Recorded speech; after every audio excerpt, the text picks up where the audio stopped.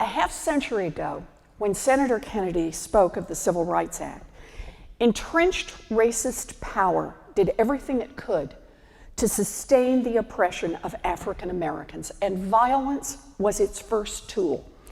Lynchings, terrorism, intimidation, the 16th Street Baptist Church, Medgar Evers, Emmett Till. When Alabama Governor George Wallace stood before the nation and declared in his 1963 inaugural address that he would defend segregation now, segregation tomorrow, segregation forever, he made clear that the state would stand with those who used violence. But violence was not the only tool of oppression. African Americans were effectively stripped of citizenship when they were denied the right to vote. The tools varied: literacy tests, poll taxes, moral character tests, grandfather clauses, but the results were the same. They were denied basic rights of citizenship and the chance to participate in self-government. And the third tool of oppression was deliberately to deny millions of African Americans economic opportunities solely because of the color of their skin. I have spoken often about how America built a great middle class. Coming out of the Great Depression from the 1930s to the late 1970s, as GDP went up, wages went up for most Americans. But there is a dark underbelly to this story. While median family income in America was growing for both white and African American families, African American incomes were far behind those of white incomes. In the middle 1950s, the median income for African American families was just a little more than half the median income for white families. And the problem went far beyond income. Take a look at housing. For most middle-class families in America, buying a home is the #1 way to build wealth. It's a retirement plan. Pay off the house and live on Social Security. It's an investment option. Use the house as a way to be able to finance a business.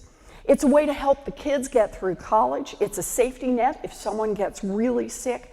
And if all goes well and grandma and grandpa can hang on to the house until they die, it's a way to leave wealth to the next generation, a boost up the economic ladder. For much of the 20th century, did we lose there we go. Oh, just getting wound up here, okay. And for much of the 20th century, that is exactly how it worked for generation after generation of white Americans, but not for Black Americans. Entire legal structures were created to prevent African Americans from building economic security through home ownership, legally enforced segregation, restrictive deeds, redlining, land contracts. Coming out of the Great Depression, America built a great middle class, but systematic discrimination kept most African American families from being part of it. State-sanctioned discrimination wasn't limited to home ownership. The government enforced discrimination in public accommodations, discrimination in schools, discrimination in credit. It was a long and spiteful list. Economic justice has not ever been sufficient to ensure racial justice. Owning a home won't stop someone from burning a cross in the front lawn. Admission to school won't prevent a beating on the sidewalk outside. But when Dr. King led hundreds of thousands of people on a march to Washington, he talked about an end to violence, access to voting, and economic opportunity.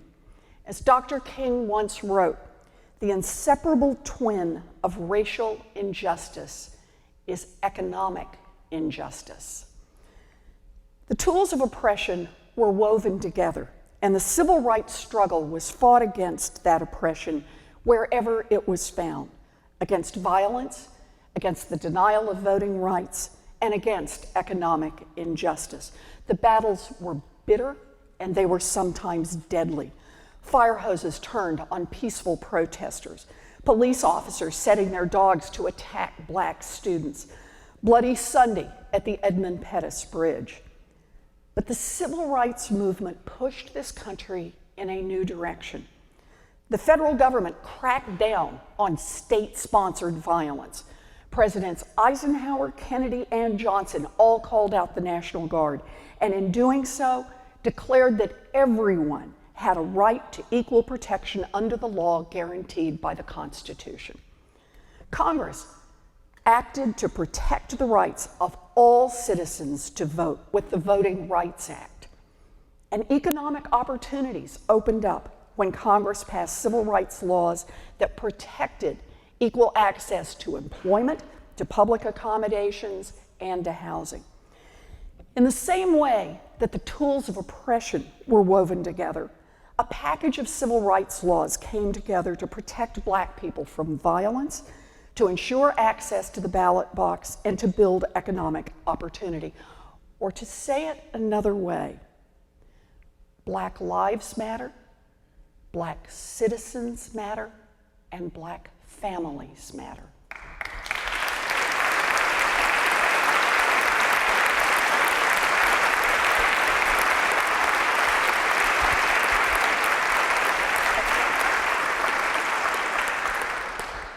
And here we are, 50 years later, and we have made real progress toward creating the conditions of freedom. But we have not made enough progress. 50 years later, violence against African Americans has not disappeared. Consider law enforcement. The vast majority of police officers sign up so they can protect their communities. They are part of an honorable profession that takes risks every day to keep us safe. We know that. But we also know and say the names of those whose lives have been treated with callous indifference. Sandra Bland, Freddie Gray, Michael Brown.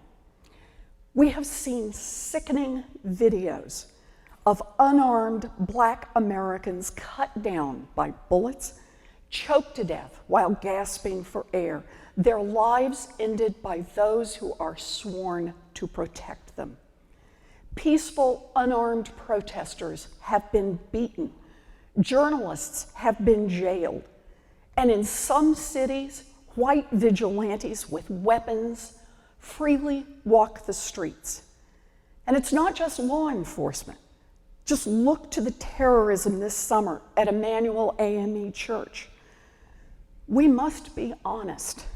50 years after John Kennedy and Martin Luther King Jr. spoke out, after Ted Kennedy spoke out, violence against African Americans has not disappeared. And what about voting rights? 2 years ago, 5 conservative justices on the Supreme Court gutted the Voting Rights Act, opening a floodgate of ever wider measures to suppress minority voting. Today, the specific tools of oppression have changed. Voter ID laws, racial gerrymandering, mass disenfranchisement through a criminal justice system that disproportionately incarcerates Black citizens. The tools have changed, but Black voters are still deliberately cut out of the process. Violence, voting, and what about economic injustice? Research shows that the legal changes in the civil rights era created new employment and housing opportunities. In the 1960s and 70s, African American men and women began to close the wage gap with white workers, giving millions of Black families real hope that they could build economic security. But then, Republican trickle-down economic theory arrived. Just as this country was taking the first steps toward economic justice, the Republicans pushed a theory that meant helping the richest people and the most powerful corporations get richer and more powerful. I'll do just one statistic. From 1980 to 2012, GDP continued to rise, but how much of the income growth in the United States went to the 90% of America, everybody outside the top 10%, the 90% of America, Black, Latino, white? The answer is zero. None. Nothing. 100% of all new income produced in this country from 1980 to 2012 has gone to the top 10%. Today, 90% of America sees no real wage growth. For African Americans, who were so far behind earlier in the 20th century, this means that since the 1980s, they have been hit particularly hard. In January of just this year, African American unemployment was 10.3%, more than twice the rate of white unemployment. And after beginning to make progress during the civil rights era to close the wealth gap between white families and Black families, in the 1980s, the wealth gap exploded, so that from 1984 to 2009, the wealth gap between white families and Black families tripled. The 2008 housing collapse destroyed trillions of dollars in family wealth across this country, but the crash hit African Americans like a punch in the gut, because middle-class Black families' wealth was disproportionately tied up in home ownership and not in other forms of savings. These families were hit harder by the housing collapse, but they also got hit harder because of discriminatory practices. Yes, discriminatory practices in the 21st century.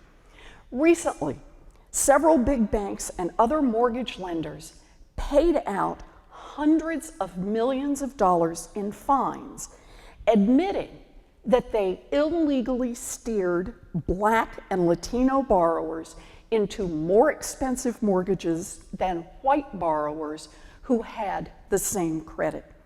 Tom Perez, who at the time was the Assistant Attorney General for Civil Rights, called it a racial surtax. And it's still happening. Earlier this month, the National Fair Housing Alliance filed a discrimination complaint against real estate agents in Mississippi after an investigation showed that those agents consistently steered white buyers away from interracial neighborhoods and Black buyers away from affluent ones. Another investigation showed similar results in our nation's cities. Housing discrimination is alive and well in 2015. So there you have it. Violence, voting, economic justice. We have made important strides forward, but we are not done yet. And now it is our time to act. I speak today with full knowledge that I have not personally experienced and can never truly understand the fear, the oppression, and the pain that confronts African Americans every day. But none of us can ignore what is happening in our country, not when our Black friends, family, neighbors literally fear dying in the streets. Listen to the brave, powerful voices of today's new generation of civil rights leaders, incredible voices. Listen to them say, "If I die in police custody, know that I did not commit suicide." Watch them when they march through the streets. Hands up, don't shoot. Not to incite a riot, but to fight for their lives. To fight for their lives. This is the reality that all of us must confront, as uncomfortable and as ugly as that reality may be. It comes to us, once again, to affirm that Black lives matter, that Black citizens matter, that Black families matter. Once again, the task of safeguarding our communities from violence is back to us. We have made progress, but it is a tragedy when any American cannot trust those who are sworn to protect and serve. The pervasive and persistent distrust is not based on myths. It is grounded in the reality of unjustified violence. Policing must be a community endeavor, not just in some cities, but everywhere in this country. Police forces should look like and come from the neighborhoods they serve. They should reach out to support and defend the community, working with people in neighborhoods before problems arise. All police forces, not just some, must be trained to de-escalate and to avoid the likelihood of violence. Body cameras can help us know what happened when someone is hurt. We honor the bravery and sacrifice that our law enforcement officers show every day on the job, and the noble intention of the vast majority of those who take up the job to keep us safe. But police are not occupying armies. This is America, not a war zone. And policing practices in all cities, not just some, need to reflect that reality.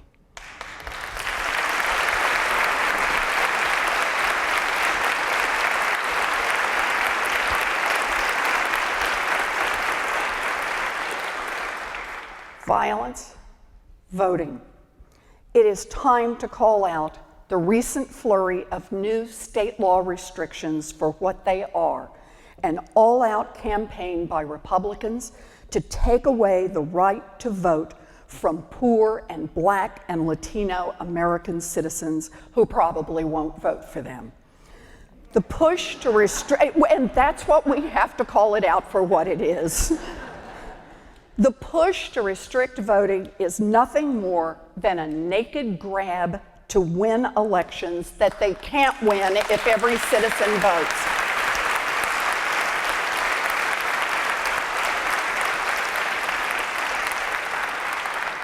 Two years ago, the Supreme Court eviscerated critical parts of the Voting Rights Act. Congress could easily fix this, and Democrats in the Senate have called for the restoration of voting rights.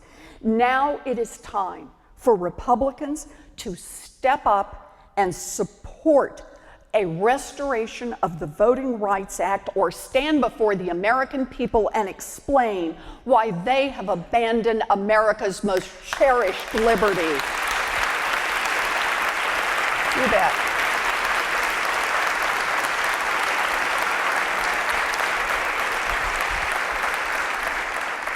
And while we're at it, we need to update the rules around voting.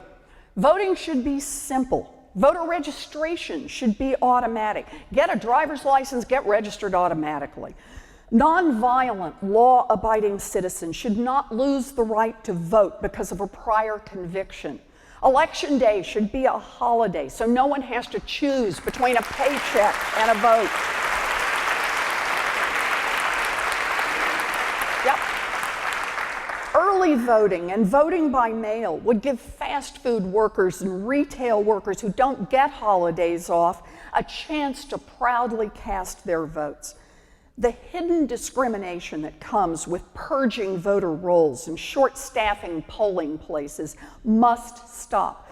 The right to vote remains essential to protect all other rights, and no candidate for president or any other elected office, Republican or Democrat, should be elected if they will not pledge to support full, meaningful voting rights. It should be that easy. You bet.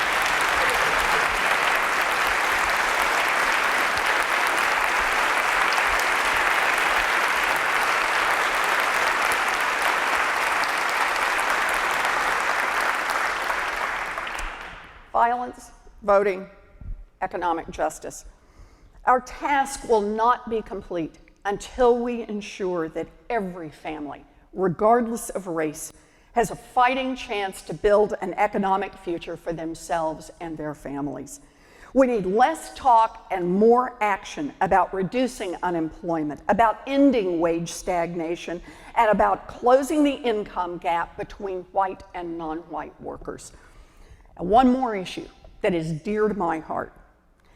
It's time to come down hard on predatory practices that allow financial institutions to systematically strip wealth out of communities of color.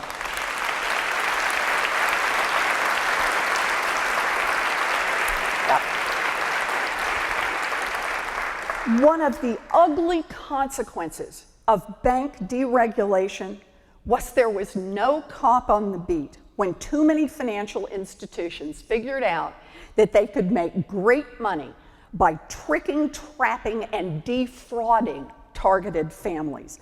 Now we have a Consumer Financial Protection Bureau. Yes.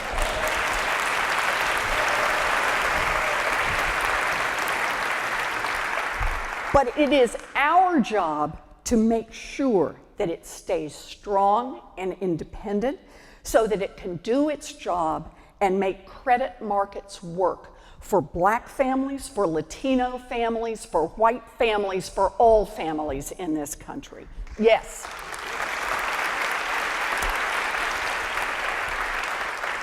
There's a lot of work to do.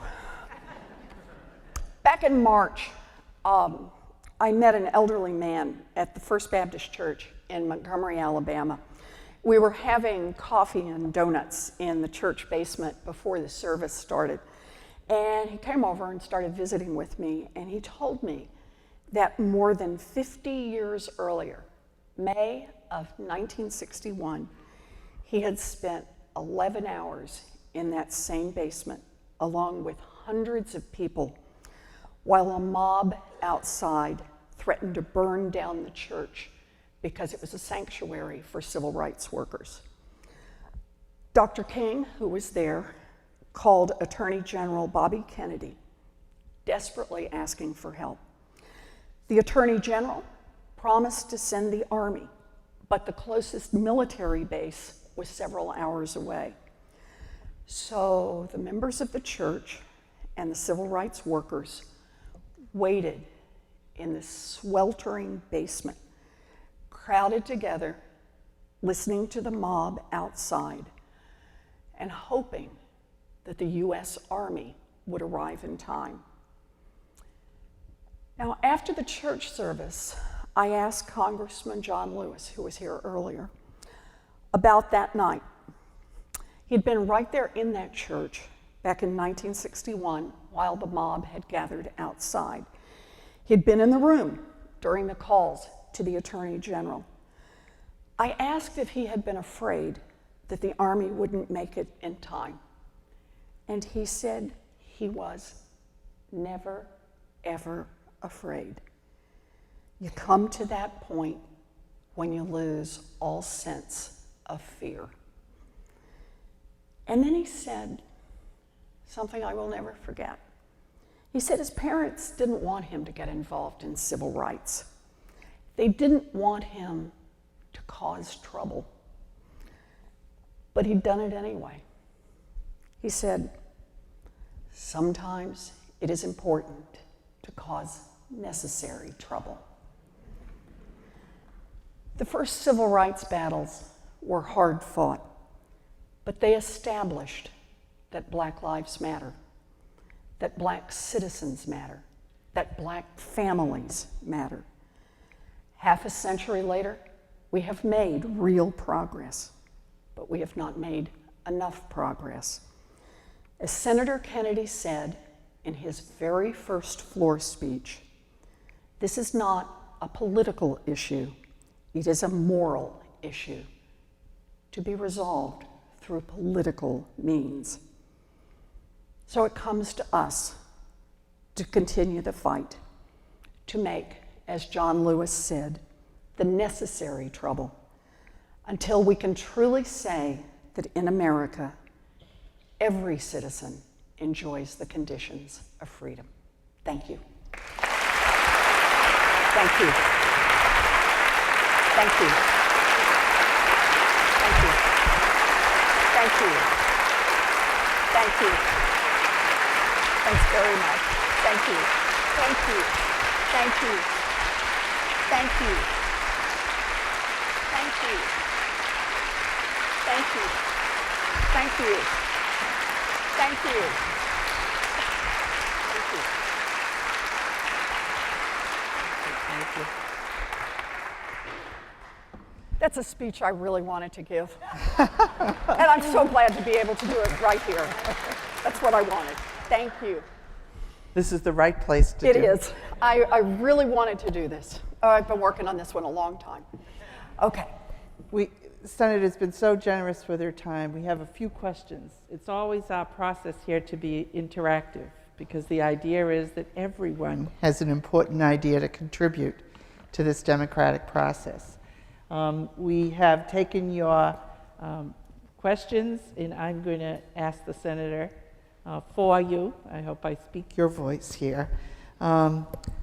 Senator Sumner from California is saying, what have you learned about the Senate that you didn't know before you entered? Lots, but you know, the one I will seize on, because in some ways the most surprising to me is how much you can actually accomplish if you do your homework. There are more tools in the toolbox than it looks like at first. I understand that everyone thinks of how a bill becomes a law, and that's been a very tough thing for the Senate in the past few years. But, for example, Senate has oversight responsibilities. And the two committees, as Mrs. Kennedy rightly pointed out, that I fought to get on, Health, Education, Labor and Pensions, and Banking, has oversight over the Department of Labor, over the Food and Drug Administration, over the National Institutes of Health, over the banking regulators, over the Federal Reserve Bank. And there's a lot of law out there. If you can get the regulators to pick it up and use it on behalf of the American people. And that's a chance that you get in the United States Senate that I didn't know about, so. That's good. Yep. It's something we do with our students where they get a chance to approve a secretary, to look at regulation. We're trying to tell them there are lots of roles in government that are important. Senator, is the democratic process fatally tainted because of the money involved? Not an easy one. It's deeply broken. The game is rigged, and it is rigged in favor of those who have money. And when I say in favor of those who have money, understand, it's about political contributions directly that we see. It's about the PACs, so that billionaire sugar daddies can support any candidate for president and make that person a viable candidate who otherwise wouldn't be. But it's also about hiring armies of lobbyists and lawyers. Every agency in Washington, every committee hearing in Washington, every time a policy decision is on the table, is being discussed, there's an army of lobbyists there to make sure that the voices of the well-heeled have been heard loud and clear. I think of it as a place where the wind keeps blowing from the same direction. And it's not the direction of families who are just trying to build a future. It's not the direction of young people who are just trying to get an education. It's not the direction of seniors who just want to retire with a little dignity. And so taking this government back so that it represents the people is the highest goal for us now. It must be. This is what I think of as the senator's legacy. This is what I think of as my number one job in the United States Senate. We've got to take this government back for the people.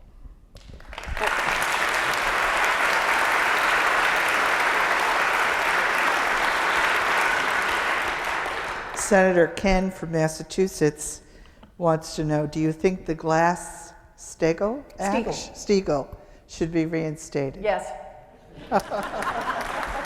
You all know where I am on this. He knows. So let me do the quick explanation for anybody who doesn't know Glass-Steagall. So back in the 1930s, when we hit the Great Depression, a remarkable thing happened in this country. And that is that as a people, we said we don't have to live in a boom and bust economy, which is what it had always been. We said we can put some basic laws in place to level this out and make it just a little fairer place for everyone, economically speaking. And so we did three things. We made it safe to put money in banks. That's called FDIC insurance. And sure enough, you can now put money in banks, right? And we put a cop on the beat. That's the SEC, to make sure that they didn't sell fake stocks and things like that. And the third one is we separated what I like to think of as boring banking, checking accounts and savings accounts, from the high risk, high profit, high loss world of Wall Street trading. And that was Glass-Steagall. And then what happened, you can guess. The banks hated it because they wanted the profits you can make from the big trading. You get big CEO salaries and return more to your shareholders. And Wall Street, the big Wall Street investment houses hated it because they wanted access to your grandma's savings account money. Because it's cheap money and it doesn't demand the same kind of rate of return. So both sides are going peck, peck, peck on that wall, wanting to beat that wall down. And what happened is up from the 1930s to about 1980, the same point about trickle-down economics that I made earlier. The wall stayed in place, it was strong, it was firm, and then starting in the 80s, there's a little hole here and a little exception there and a little piece there, until finally, by the late 90s, the whole thing just gets knocked down and repealed and it all comes together. That movie did not end well for us. Because what happened is those largest financial institutions, you keep getting more concentration of money, more concentration of power, and that's how we ended up in 2008 with too big to fail, and $700 billion in the TARP bailout, and literally trillions of dollars in backdoor bailouts from the Fed. We put Dodd-Frank in place. It has done a lot, and it's helped. But my view is we should go back. One more piece that would be helpful is Glass-Steagall. Separate boring banking. It makes the regulation part so much easier. They want to take risks on Wall Street, then let them take risks on Wall Street with investors' money, investors who know what's going on in that case. And here's always the pitch for me.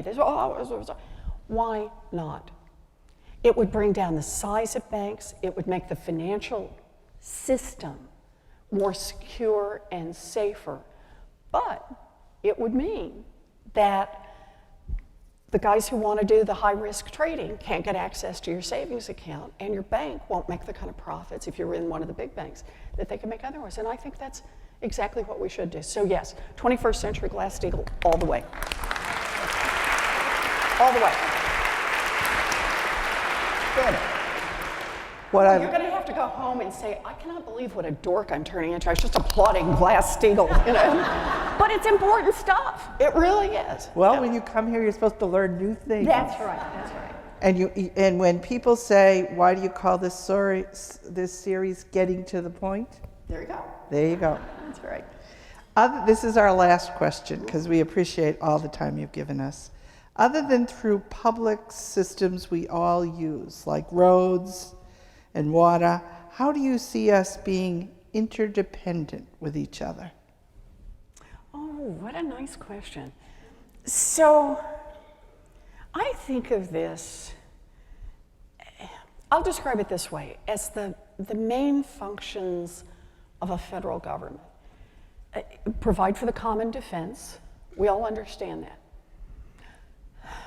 Put a cop on the beat. So we have rules of the road. You can't have everybody get into the intersection at the same time. You're going to have red lights and green lights. We've got to have an SEC to make sure that the paperwork you filed is true. Someone can't just come and seize your property.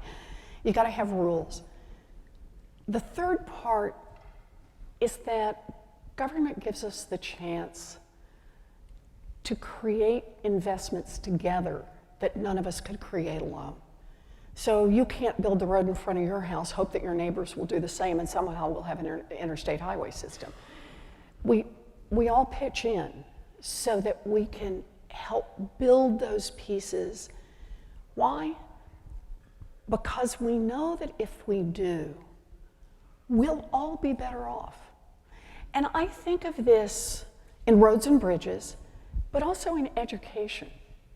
Why do we educate our children? We educate our children because they're our children, but we also educate them because a better educated America will produce more for all of us. There will be more wealth here. Do you realize that by 2020, America will have 5 million jobs that require a college diploma and nobody to fill them? I mean, just think about that, what it takes to move this country forward. And those are investments we have to make together, not loading our kids up with debt. In the last year, think where you were a year ago right now, last September. In just the last year, young people in this country have taken on an additional $100 billion in student loan debt. 70% of all kids going to college now have to borrow money in order to do that. And keep in mind, 3 out of 4 are in a public university. So for me, this is about the investments we make together. And while I'm on it, I'm going to say one more, just because I see I've got 1 more minute here. And that is the investments we make in research. This is part of what makes us an extraordinary people and an extraordinary country. Again, coming out of the Great Depression, we invested in scientific research and medical research and engineering research and social science research. Why? Because we believe that if we build a giant pipeline of ideas, our children will have opportunities that we could only dream of. And so it takes me to a point, I talk about it in economic terms. We make these investments together because ultimately it will benefit us all. We will all be better off. Our social security system will be more secure if we have a richer country. We will all be better off if we create these opportunities. But for me, it's so much more than economics. It is the moral touchstone of who we are as a people. We are a democratic people, and what that fundamentally means is we believe in opportunity. We believe that it's not just how you were born. It's did you get out there and work hard and play by the rules and make something of yourself? But that only works if there are opportunities. If you really have a chance to go to school, if you really live in an economy where they're building real jobs, if you really live in a world where there's new research and new ideas and the country's moving forward, we have to make those investments together because that will be the measure of who we are as a people. I went to a commuter college that cost $50 a semester because I grew up in an America that believed in investing in its kids. We've turned away from that.